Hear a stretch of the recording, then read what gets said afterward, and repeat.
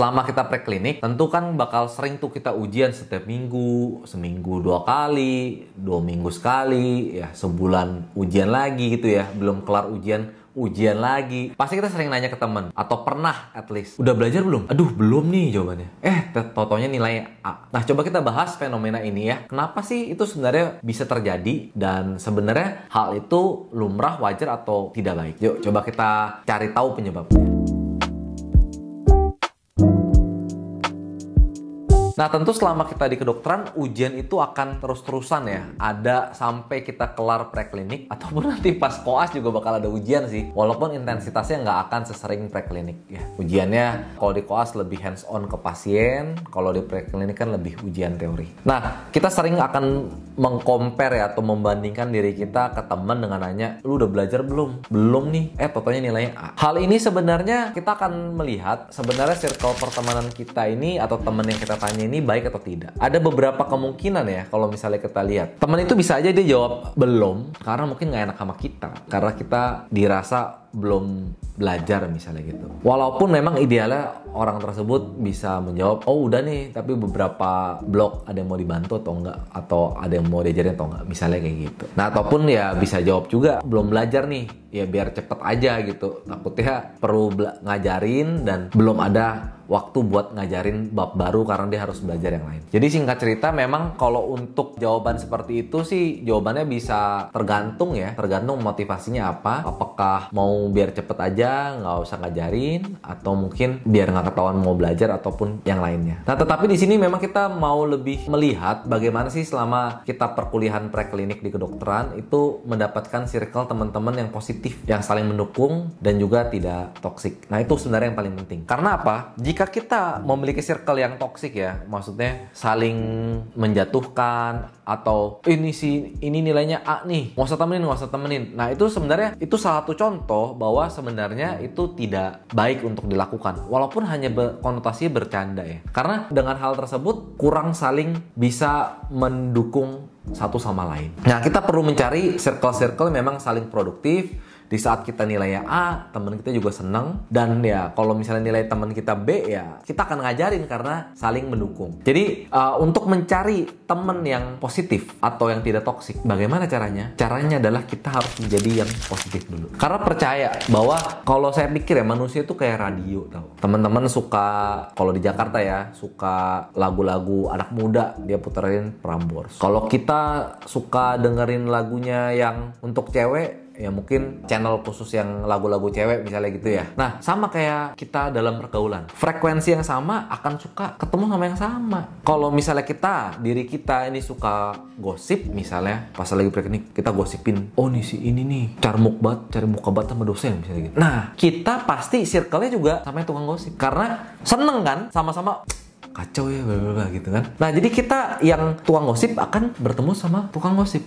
Yang ngeluh akan cocoknya sama yang saling ngeluh. Aduh, belum belajar nih, pusing. Sama nih, belum belajar nih. Ya udahlah, kita nyantai dulu yuk di mall misalnya gitu. Nah, yang suka ngeluh akan bertemu suka ngeluh. Bagaimana yang positif? Yang mendukung opasi saya bisa mencari karir kedokteran yang lebih cepat, maksudnya ikut simposium, ambis ikut simposium misalnya, akan pasti bertemu dengan yang ambis juga ikut simposium. Jadi kita dalam circle manusia itu ternyata memiliki frekuensi masing-masing gitu.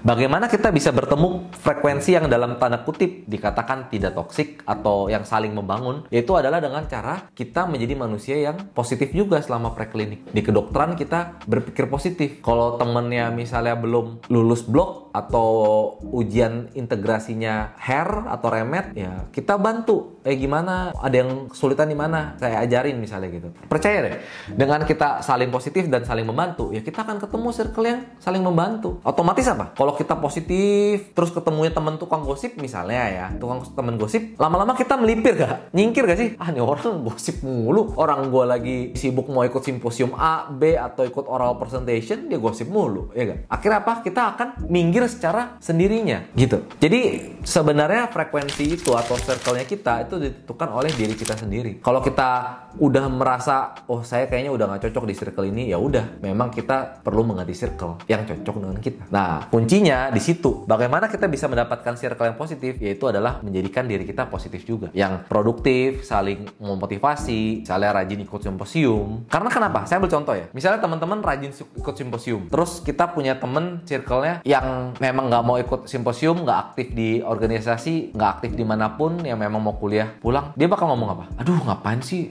Sok-sok banget, rajin banget dah ikut simposium dah.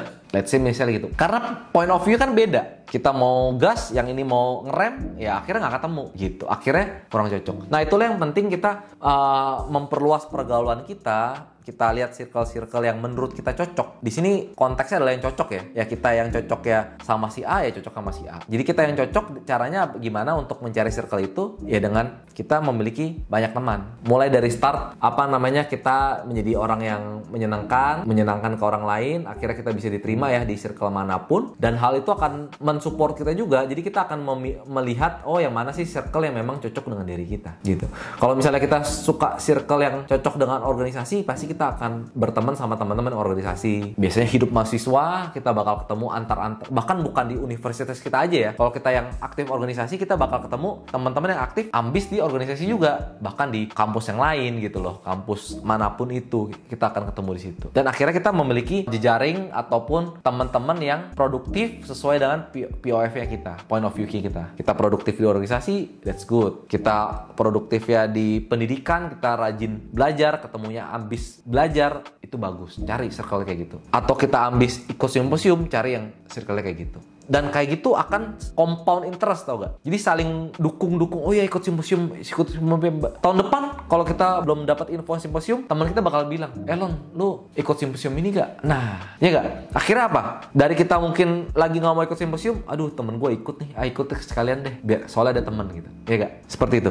Jadi circle itu ditentukan oleh diri kita masing-masing. Jadi kalau misalnya kita bisa berkaca sebenarnya. Kalau misalnya circle-nya kita suka gosip, mungkin kita juga suka ngomongin orang. Nah, kita mulai dari situ, kita refleksikan diri kita, bagaimana kita bisa mengupgrade diri kita lebih positif. Ya, kalau hal-hal yang negatif kita kurangin dan kita start dengan hal yang positif gitu. Apapun itu, teman-teman mau berkarir dimanapun itu, mau upgrade soft skill juga oke. Ya, cari teman yang upgrade soft skill, nanti bisa ikut seminar bareng-bareng ya. Ataupun bisa belajar modul digital bareng-bareng ya. Kalau misalnya yang ambis pendidikan, bisa modul digital. Misalnya kayak di Metals Academy ya, teman-teman bisa lihat modul digital di situ. Di situ ada soft skillnya, ada hard skillnya tentang kedokteran atau tips and trick. Nah, di situ bisa. Jadi bisa nonton bareng, bahkan sharing aja. Nah, itulah pentingnya bagaimana kita bisa mencari circle yang sama-sama positif. Karena akhirnya saling mendukung kan. Mau rajin belajar, nonton aja bareng dua-duanya. Jadi dengan kita bisa mencari circle yang positif, saling positif, itu akhirnya tidak akan terjadi sikut-sikutan. Atau kita at least mengurangi lah gitu. Bisa dikatakan temennya Pato misalnya. Nih temen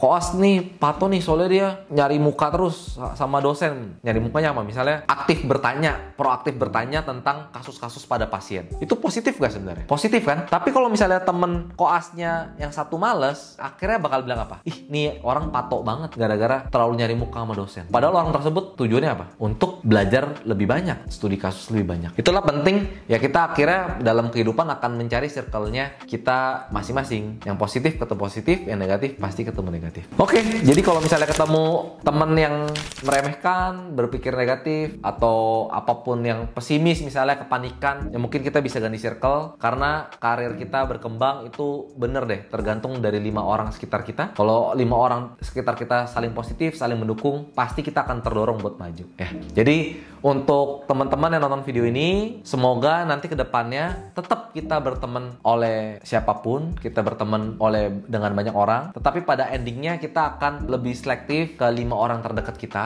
dengan orang-orang yang memang memiliki motivasi dalam berkarir ataupun bervalue yang positif, agar kita juga menjadi mengupgrade ya diri kita terus lebih baik dan lebih positif. Tentu namanya juga manusia, banyak kesalahan, tapi kalau misalnya circle kita positif, pasti kita akan terdorong untuk menjadi lebih baik dan positif. Ya, semoga video ini bermanfaat untuk teman-teman selama preklinik, koas ataupun nanti udah jadi dokter. Karena nanti selama kita berkarir sebagai dokter, tentu kita perlu ya memiliki circle yang positif agar bisa saling mendorong. Mau teman-teman jadi spesialis, mau jadi generalis, mau jadi manajemen rumah sakit dan lainnya yang tentu menjadi menjadi hal yang positif. Kalau teman-teman merasa video ini bermanfaat, jangan lupa ya komen, like, dan share. Subscribe juga channel ini, channel MedTools, karena kita akan bagi seputar informasi kedokteran, entah dunia kedokteran, pendidikan, motivasi, dan alat kedokteran. Dan sampai ketemu di video berikutnya ya, dan prepare dokter.